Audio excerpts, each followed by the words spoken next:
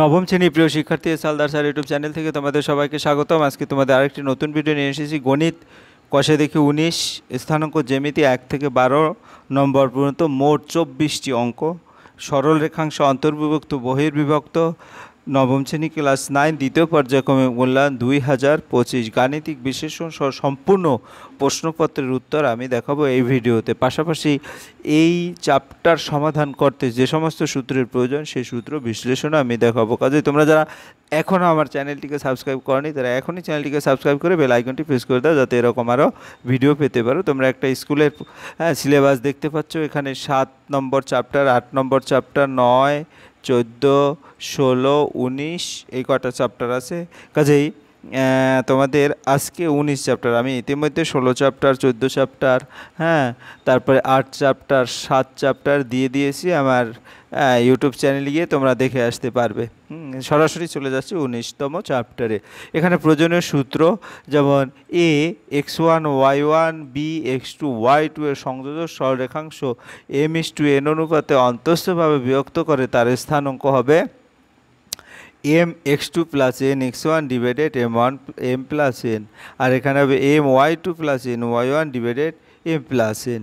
একে বিভাজক সূত্র বা সেকশন ফর্মুলা বলা হয়। এরপর 2 নম্বর, যে বিন্দু x1 y1 এবং x2y বিন্দু দ্বয় সংযোজক সরলরেখা m:n অনুপাতে বহিস্থভাবে বিভক্ত করেছে, এটা কিন্তু অন্তস্থভাবে, অর্থাৎ বিন্দুর কোন একটা বিন্দুতে, ধরো এটা এম, এটা এন বিন্দুতে অন্তর্বিভক্ত, আর এটা বহিস্থ। বহিস্থ মানে কি, দেখা গেছে এইখানে একটা বিন্দুতে সে বহিস্থভাবে বিভক্ত করেছে, ঠিক আছে। এই আমরা যদি সেই বিন্দুটা এখানে এরকম করে, তাইলে কিন্তু মাইনাসের সূত্র। আর x1 y1 এবং x2 y2 বিন্দুদ্বয়ের মধ্যবিন্দুর স্থানাঙ্ক হবে x1 plus x2 divided by 2 y1 plus y2 divided by 2। যাই হোক, আমরা প্রশ্নগুলি দেখে যে 1 নম্বরে 4টি প্রশ্ন আছে, 2 নম্বরে তোমার 2টি প্রশ্ন, 3 নম্বরে 3, 4, 5, 6, 7, 8, 9, 10, 11তে MCQ আছে এবং 12তে সংক্ষিপ্ত প্রশ্ন, যেটা সেগুলি আছে। এই যে 12তে সংক্ষিপ্ত প্রশ্ন, উত্তর ভিত্তিক। যা হোক, আমি সরাসরি 1 নম্বরের প্রশ্ন দেখি। এক নিচের বিন্দুদ্বয় সংযোজক সরলরেখাংশগুলো যে বিন্দুতে প্রদত্ত অনুপাতে বিভক্ত তার স্থানাঙ্ক নির্ণয় করো। তাহলে তার আগে ওই যে প্রয়োজনীয় সূত্র আবার মনে করিয়ে দিচ্ছি। আমরা 1 নম্বর করব। বিভাজন সূত্র অনুসারে বলা যেতে পারে x সমান m x2 plus n x1 divided m plus n এবং y সমান m y2 plus n y1 divided m plus n।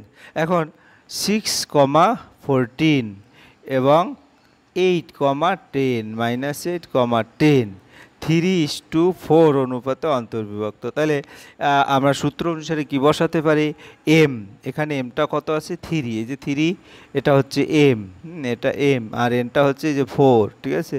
তাহলে n 3 + 4, এখানে দেখো এই মানটা বসানো হয়েছে, আর m এর মান 3 × x2, x2টা হচ্ছে তোমার এই যে 10, আর এই কারণে মাইনাস কি m x2, 3 × মাইনাস এই যে x2টা হচ্ছে এই যে -8, ঠিক আছে।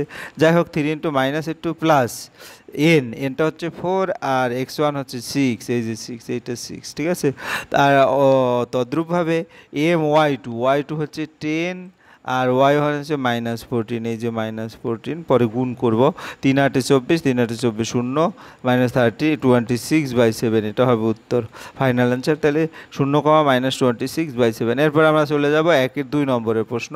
5,3 এবং 7 -7, -2 2:3 অনুপাতে অন্তস্থভাবে, তাহলে ওই সেই একইভাবে সূত্র।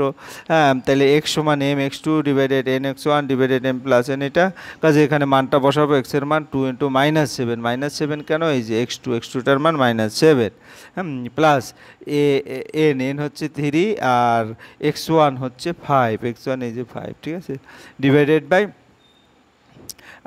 তোমার গিয়া এটা ভুল হয়ে গেছে, এটা প্লাস হবে, 2 + 3 অর্থাৎ 5 হবে। তাহলে 15 থেকে 14 গেলে 1 থাকে, অর্থাৎ x এর মান 1/5। তদ্রূপ y সমান n y2 plus m y2 plus n y1 divided m plus n। সেই অনুসারে যদি মানটা বসাই, 2 × 2 = 4, 3 × 3 = 9, 9 থেকে 4 গেলে 5 থাকে, 5কে 5 করলে এত হয়। তাহলে বিন্দুদ্বয় সংযোজক রেখাংশ -1/5, 1। তাহলে উত্তরটা এভাবে লিখে দেবে। আপনার 3 নম্বরের প্রশ্ন, অনুপাতে বহিস্থভাবে হলে মাইনাসের সূত্র আসবে, ঠিক আছে।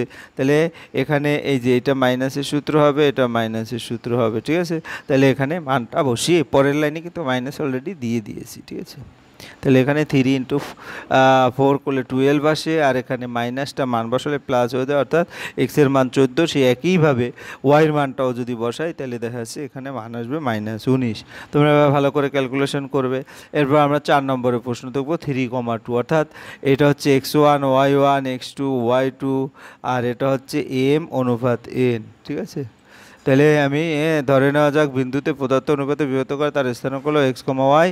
আমরা জানি বিভাজন সূত্র অনুসারে x সমান mx2 প্লাস ny1। তাই মানটা ওভাবে বসিয়ে দেবো, দেখা যাচ্ছে এক্স এর মান 10 পাবো। এরপর ওয়াই হচ্ছে, সুতরাং বিন্দুদ্বয় সংযোগ সরলরেখাগুলো যে অনুপাতে যে বিন্দুতে পদার্থ অনুপাতে বিভক্ত করে তার স্থানাঙ্ক 10,8। এরপরে নিচের প্রত্যেক বিন্দুগুলো সংযোগ সরলরেখাগুলোর মধ্যবিন্দুর স্থানাঙ্ক নির্ণয় করো। তাহলে আমার মধ্যবিন্দুর সূত্র কি x1 plus x2/2 y1 plus y2/2। তাহলে মানটা বসিয়ে দেবো, দেখা যাচ্ছে x1 5 x2 3 ডিভাইডেড 2, 5 আর 3 8, 8কে 2 দিয়ে ভাগ করলে y1 4 y2 -4, অর্থাৎ 4,0। এরপরের প্রশ্ন, হ্যাঁ, এরপরে দেখা গেছে এটা, তাহলে এটার সূত্র সে একইভাবে x1 প্লাস x2/2 মধ্যবিন্দুর যে স্থানাঙ্ক y1 প্লাস y2/2, মানটা বসাও 6 প্লাস 0 ডিভাইডেড 2 y সমান 0 প্লাস 7 ডিভাইডেড 2, মানটা বসালে ক্যালকুলেশন করলে 3,7/2 আসে। এরপরের প্রশ্ন 3 নম্বর, 1,3 বিন্দুটি 4,6 ও 3,5 বিন্দুদ্বয় সংযোগ সরলরেখাংশে কি অনুপাতে বিভক্ত করেছে হিসাব করে লিখি। আমরা জানি বিভাজনের সূত্র অনুসারে x সমান mx2 plus nx1 divided m-n। হ্যাঁ, এখন মাইনাস প্লাস দুটোই হতে পারে, মাইনাসও দিতে পারি প্লাসও দিতে পারে, মাইনাসও প্লাস দুটোই। তাহলে my2 যদি প্লাস হয় দুটো প্লাস, আর যদি মাইনাস হয় দুটো মাইনাস। এখানে মাইনাস দেবো, এখানে মাইনাস, ঠিক আছে। যাই হোক, এখন সূত্র অনুসারে আমরা মানটা বসাইলাম, এক্স এর মান এখানে কত 1। তাহলে m3 - n, এখান থেকে ক্যালকুলেশন করলে দেখা যাচ্ছে m/n হবে 3/2। কাজে 1 3 বিন্দুটি 4,6 এবং 3 বিন্দুদ্বয় সংযোগ সরলরেখাংশকে যে অনুপাতে বিভক্ত করে সেটা হচ্ছে 3,2, ঠিক আছে।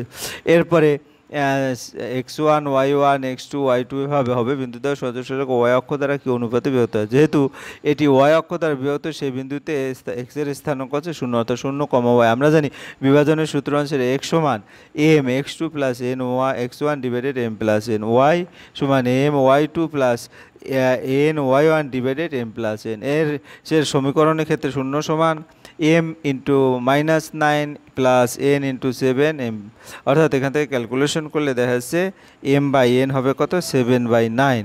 তাহলে এই বিন্দুদ্বয় সংযোগ সরলরেখাংশ y অক্ষ দ্বারা যে অনুপাতে বিভক্ত করে সেটা হচ্ছে 7:9। এরপর আমরা 5 নম্বরের প্রশ্ন প্রমাণ করি এ বি সি ডি বিন্দুগুলো পরস্পর যুক্ত করলে একটি সামান্তরিক গঠিত হয়। হ্যাঁ, তাহলে আমাদের সামান্তরিক একটি চতুর্ভুজ বলা যেতে পারে যদি তার মধ্যবিন্দুদের দুটি কর্ণ এক হয়। এসি এবং বিডি কর্ণ মধ্যবিন্দু বের করতে হবে। ধরে নেওয়া যাক এসি বিন্দুর স্থানাঙ্ক x3 y3, আমরা জানি মধ্যবিন্দু যেটা x1 plus x2/2 y1 plus y2 ধারাবাহিক। এভাবে যদি আমরা দেখি তাহলে x3 হবে x1 plus x2 divided 2, y3 হবে y1 প্লাস y2 ডিভাইডেড 2, মানটা বসিয়ে দিলে, হ্যাঁ, তাহলে এসি মধ্যবিন্দুর স্থানাঙ্ক 17/2 15/2। ধরে নেওয়া যাক বিডি স্থানাঙ্ক, সেই একইভাবে বিডির স্থানাঙ্ক বের করব 17/2 15/2, অর্থাৎ যেহেতু দুটি বিন্দু স্থানাঙ্ক সুতরাং এবিসিডি হলো একটি সামান্তরিক। এরপরে 6 নম্বরের প্রশ্ন, এখানে 4টি বিন্দু দেওয়া আছে, একটা xy দেওয়া আছে, পরস্পর যুক্ত করলে এটি সামান্তরিক গঠিত হয়। তাহলে xy কত হবে। ধরে নেওয়া যাক এই বিন্দু, আমরা জানি সামান্তরিককে একটি চতুর্ভুজ বলা যেতে পারে যদি তার মধ্যবিন্দুর স্থান দুটি কর্ণ এক হয়। ধরেন, হ্যাঁ, নেওয়া যাক এসি বিন্দুদের স্থানাঙ্ক x3 y3, আমরা জানি মধ্যবিন্দুর সূত্র x1 plus x2/2 y1 plus y2, ধারাবাহিকতা বজায় রেখে x3 একইভাবে যদি আমরা করি 3 প্লাস x/2 ও 2 প্লাস y/2। তাহলে এখানে x4 সমান 6 প্লাস 6/2, y4 সমান 5 প্লাস 3/2। এখান থেকে ক্যালকুলেশন করে বিডি মধ্যবিন্দুর স্থানাঙ্ক, হ্যাঁ, হলো 6,4। যেহেতু এটি মধ্যবিন্দু কাজে x4 সমান x3 y4 সমান y3, কাজে x সমান 9 y সমান সিক্স হবে। এরপরে এই বিন্দুগুলো পরস্পর যুক্তকালে একটি সামান্তরিক গঠিত হয়, তাহলে প্রমাণ করো x1 plus x3 x2 plus x4 সমান সমান বা y1 প্লাস y2। এটা একটা থিওরি, তোমরা সেই একইভাবে আগের যে অঙ্কটা দেখেছি সেই অঙ্কটা একইভাবে যদি তোমরা এভাবে করে যাও তাহলে আশা করি প্রমাণ করতে পারবে। এরপর এবিসি ত্রিভুজে এবিসি তিনটি শীর্ষবিন্দু এত, এডি মধ্যমার দৈর্ঘ্য হিসাব করি।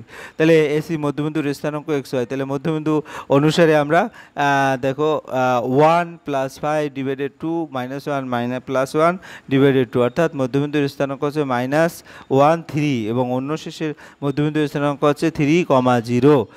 তাহলে মধ্যমার দৈর্ঘ্য হবে কি, এই দৈর্ঘ্যের সূত্র x2 minus x1 whole square plus y2 minus y1 whole square, মানটা বসাইলে 5 হবে উত্তর। তাহলে মধ্যমার দৈর্ঘ্য হবে 5। একটি ত্রিভুজের তিনটি শীর্ষবিন্দুর স্থানাঙ্ক দেওয়া আছে, ত্রিভুজটির তিনটি মধ্যমার দৈর্ঘ্য নির্ণয় করো। মধ্যমার দৈর্ঘ্য নির্ণয় করতে হলে মধ্যবিন্দুর স্থানাঙ্ক নির্ণয় করতে হবে। x1 y1 সমান 2 4, তিনটেই মধ্যমার দৈর্ঘ্য নির্ণয় করতে হবে। তাহলে এই দুটো বিন্দু পেলাম 2, তাহলে 5 minus 2 whole square plus 0 minus 4 square অর্থাৎ 5। ধরে নেওয়া যাক এসি মধ্যবিন্দুর স্থানাঙ্ক, সে একইভাবে এসি এর মধ্যবিন্দু বের করে নিয়ে তারপরে দূরত্ব নির্ণয় করতে হবে এবং পরেরটারও দূরত্ব নির্ণয় করতে হবে মধ্যবিন্দু নির্ণয় করে। তাহলে প্রতিটার ক্ষেত্রে দেখা যাচ্ছে অলরেডি মধ্যবিন্দুর মান পেয়ে যাবে। একটু বড় অঙ্ক কিন্তু ধারাবাহিক সহজ আছে। একটি ত্রিভুজের বাহুগুলো মধ্যবিন্দুর স্থানাঙ্ক এত, ত্রিভুজটির শীর্ষবিন্দু তিনটি স্থানাঙ্ক কত? তাহলে এ বি সি ত্রিভুজদ্বয় শীর্ষ, তাহলে ডি হচ্ছে এ বি এর মধ্যবিন্দু, ই এত বিন্দু আলাদা দেওয়া আছে। আমরা জানি মধ্যবিন্দুর সূত্র, এই সূত্র বসাবা ধারাবাহিকভাবে বজায় রেখে আমরা যদি এক্স এর মান 4 বসাই, ওয়াই এর মান 3, তাহলে সেখান থেকে সমীকরণ আসবে। এই একটা সমীকরণ, একটা অনেকগুলি সমীকরণ আসছে, তারপরে সমীকরণটা আমরা নর্মালি ক্যালকুলেশন করে সমাধান করলে আমরা এক এক করে সকল মান পেয়ে যাব। ডিটেলস তোমরা ভালো করে দেখে নাও এখান থেকে। এরপরে আমরা এমসিকিউতে যাব। হ্যাঁ, 1 নম্বরের যে এমসিকিউ সেটা হচ্ছে কি, 1 নম্বরের এমসিকিউ এর উত্তরগুলো দিয়ে দিয়েছি, তোমরা সরাসরি কিভাবে আসলো সেটাও দিয়ে দিয়েছি। তাহলে 1 নম্বরে হচ্ছে 11-র 1-এ হচ্ছে ডি এবং তোমার 11-র 2-ও হবে এত বিন্দুতে সংযোগ সরলরেখা পি বিন্দুতে অন্তঃস্থভাবে, এটার ক্যালকুলেশন করলে এটা 1 আসবে, যে উত্তরটা আমরা পরের এখানে। এরপরে 3 নম্বরে যেটা একটি বৃত্তের ব্যাসের প্রান্তবিন্দুর স্থানাঙ্ক এত, বিন্দুদের কেন্দ্রের স্থানাঙ্ক, এটা এ হবে উত্তর। তারপরে 4 নম্বরে হচ্ছে বিন্দুদের সংযোগ সরলরেখাংশটি বিন্দু 4:3 অনুপাতে বহিস্থভাবে বিভক্ত করো, ওই বিন্দুর কোটি হবে 7। পি কিউ আর এর সামান্তরিকের পি কিউ এবং আর এস শীর্ষ হলে, হ্যাঁ, তাহলে এটা x সমান 2 y সমান 3। এই উত্তরগুলি আমি এখানে তোমাদের দেখিয়ে দিচ্ছি। যা এখন সরাসরি 12তে চলে যাব। 12-র প্রথম প্রশ্ন, একটি বৃত্তের কেন্দ্র সি, ব্যাস A B, A O C বিন্দুর স্থানাঙ্ক 6, -7 এবং 5, -2 হলে বি বিন্দুর স্থানাঙ্ক হিসাব করি। একটি বৃত্তের কেন্দ্র সি এবং ব্যাস A B, A O C এর বিন্দুর স্থানাঙ্ক 6, -7, 5, -2 ধরি বি বিন্দুর স্থানাঙ্ক এক্স ওয়াই। তাহলে এখন এটাকে আমরা মধ্যবিন্দুর স্থানাঙ্ক নিই, 6 + x/2 = 5। তাহলে এখান থেকে x এর মান 4 পেয়ে গেলাম। আবার -7 + y / 2 = 2। তো এখান থেকে y = 3, কাজ অতএব বি বিন্দুর স্থানাঙ্ক হচ্ছে 4,3। এরপরে আমরা চলে যাবো পি এবং কিউ বিন্দু যথাক্রমে প্রথম ও তৃতীয় পদে অবস্থিত। এক্স অক্ষ ওয়াই অক্ষ থেকে বিন্দু দুটির প্রত্যেকটির দূরত্ব যথাক্রমে 6 একক 4 একক। পি কিউ সরলরেখাংশ মধ্যবিন্দুর স্থানাঙ্ক নির্ণয় করতে। পি কিউ বিন্দু যথাক্রমে প্রথম ও তৃতীয় পদে অবস্থিত। এক্স অক্ষ ওয়াই অক্ষ থেকে বিন্দু দুটির প্রত্যেকটির দূরত্ব 6 একক এবং 4 একক। পি বিন্দুর স্থানাঙ্ক তাহলে 4,6, কিউ বিন্দুর স্থানাঙ্ক -4 -6। পি কিউ রেখাংশের মধ্যবিন্দুর স্থানাঙ্ক দুটো যোগ করে 2 দিয়ে, অর্থাৎ 0 0। সুতরাং পি কিউ রেখাংশের মধ্যবিন্দুর স্থানাঙ্ক 0 0। এবার 3 নম্বরে এ বি বিন্দু যথাক্রমে দ্বিতীয় এবং চতুর্থ পদে অবস্থিত। এক্স অক্ষ ওয়াই অক্ষ বিন্দুর প্রত্যেকটি দূরত্ব যথাক্রমে 8 একক এবং 6 একক। এবি সরলরেখার মধ্যবিন্দুর স্থানাঙ্ক সেই একইভাবে কিন্তু অঙ্কটা এখানে মধ্যবিন্দুর স্থানাঙ্ক 0 0 হবে। এরপর আমরা চলে যাবো 4 নম্বর, এবি সরলরেখার উপর পি একটি বিন্দু, এপি সমান পিবি। এ ও বি বিন্দুর স্থানাঙ্ক যথাক্রমে 3, -4, 5, -2। পি বিন্দুর স্থানাঙ্ক লিখি। তো এবি সরলরেখার উপর পি একটি বিন্দু, এপি সমান পিবি। পি হলো এবি সরলরেখাংশের মধ্যবিন্দু, এ ও বিন্দুর স্থানাঙ্ক যথাক্রমে 3, -4। তাহলে পি বিন্দুর স্থানাঙ্ক কী হবে? মধ্যবিন্দু যেটা যেভাবে নির্ণয় করে সেভাবে তোমরা নির্ণয় করলে দেখেছো -1 সুতরাং বি বিন্দুর স্থানাঙ্ক হবে -1 এবিসিডি আয়তক্ষেত্রের বাহুগুলো অক্ষদ্বয় সমান্তরাল বি ও ডি বিন্দুর স্থানাঙ্ক 7,3 2,6 এ ও সি বিন্দুদ্বয় স্থানাঙ্ক এসি কর্ণের মধ্যবিন্দুর স্থানাঙ্ক লিখি এবিসিডি আয়তক্ষেত্রের বাহুগুলো অক্ষদ্বয় সমান্তরাল বি ও ডি বিন্দুর যথাক্রমে 7,3 2,6 এ বিন্দুর স্থানাঙ্ক 2,3 সি বিন্দুর স্থানাঙ্ক 7,6 এসি কর্ণের মধ্যবিন্দুর স্থানাঙ্ক দুটো যোগ করে 2 দিয়ে ভাগ এ আর সি এর মধ্যবিন্দু এবং তাহলে দেখা যাচ্ছে 9/2 অতএব এসি কর্ণের মধ্যবিন্দুর স্থানাঙ্ক 9/2 এই ছিল তোমাদের 19 চ্যাপ্টারের সম্পূর্ণ সমাধান। ভিডিওটি মনোযোগ সহকারে এবং সূত্রগুলি যদি তোমাদের একবারে নখদর্পণে থাকে ভালো করে বারবার মুখস্থ করে তারপর সূত্র অ্যাপ্লাই করো, তাহলে আশা করি এই অধ্যায়ে টুকিটাকি তুমি এই ভিডিওর মাধ্যমে পেয়ে যাবে। যাই হোক, পরিশেষে বলবো তোমরা যারা এখনও আমার চ্যানেলটিকে সাবস্ক্রাইব না করে ভিডিওগুলি দেখছো প্লিজ চ্যানেলটিকে সাবস্ক্রাইব করে বেল আইকনটি প্রেস করে দাও। ভিডিওটি দেখার জন্য অসংখ্য ধন্যবাদ। ভিডিওটি ভালো লাগলে লাইক কমেন্ট শেয়ার করতে ভুলো না। আজ এই পর্যন্তই, ধন্যবাদ সবাইকে।